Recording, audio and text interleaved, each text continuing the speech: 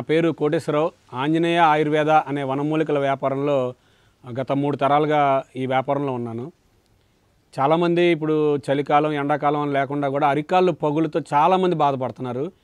ఈ అరికాళ్ళ పగులకి ఒక కారణం అంటూ కూడా ఏం చెప్పలేకపోతున్నాం. ఎందుకంటే మనం వాడే సర్ఫ్ కెమికల్స్ వల్ల కానీ, మన తడి ప్రదేశాల్లో తిరగటం వల్ల కానీ అరికాళ్ళ మంటలు, అరికాళ్ళ పగుళ్ళు విపరీతంగా బాధపడుతున్నారు. దానికోసం అది నివారణ కోసం ఇప్పుడు అరికాళ్ళ పగులకి క్రీములు చాలా దొరుకుతున్నాయండి బజార్లో. మరి ఎన్నని కొనుక్కుంటాం. తరచుగా వచ్చే సమస్యని మనం ఎదుర్కోవాలంటే ఇంట్లోనే తయారు చేసుకోవడం చాలా మంచిది. దానికి కావాల్సిన ముఖ్య పదార్థాలు ఎలా తయారు చేసుకోవాలో నేను మీకు ఈరోజు వివరంగా చెప్తాను. దానికి ముఖ్యంగా కావాల్సింది కొబ్బరి నూనె. మన ఇంట్లో తలకు రాసుకునే కొబ్బరి నూనె ప్రతి ఇంట్లో ఉంటుంది. ఆ కొబ్బరి నూనె ఒక 4 తులాలు అంటే సుమారుగా ఒక 40 గ్రాములు తీసుకోండి. దాంట్లో ఒక 20 గ్రాములు తేనెమైనం అని మన ఆయుర్వేదం షాపుల్లో అడిగితే ఇస్తారు. ఆ 40 గ్రాములు కొబ్బరి నూనెకి 20 గ్రాములు తేనెమైనం, 10 గ్రాములు గంగసింధూరం. గంగసింధూరం అంటే మన ఆంజనేయ స్వామికి అలంకరణ కోసం వాడుతూ ఉంటారు. ఆ గంగసింధూరం మంచి క్వాలిటీ తీసుకోండి. ఈ 3 పదార్థాలు అనమాట. మొట్టమొదటిగా ఒక స్టీల్ గిన్నె తీసుకొని కొబ్బరి నూనె గోరువెచ్చ చేయండి. వేడి చేయగానే దాంట్లో 20 గ్రాములు తేనెమైనం వేసి కలిపేసేయండి.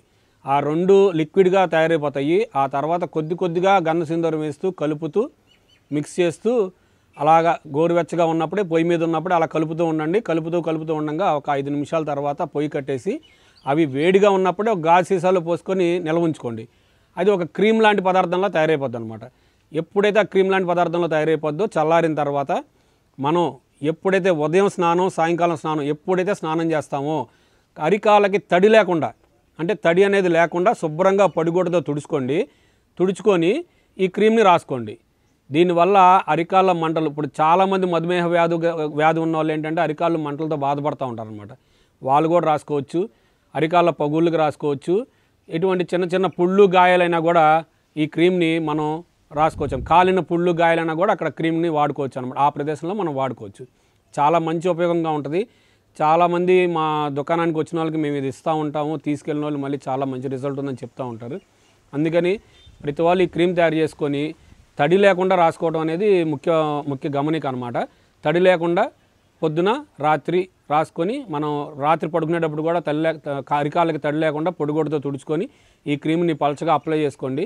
మీ అరికాళ్ళ పగుళ్ళు తగ్గుతాయి, అరికాళ్ళ మంటలు కూడా తగ్గుతాయి. ఇది ఉపయోగించి దీని మీద మీ కామెంట్స్ మాకు తెలియజేయాలని కోరుకుంటున్నాను. నమస్కారం. Like and subscribe Eagle Health and Beauty.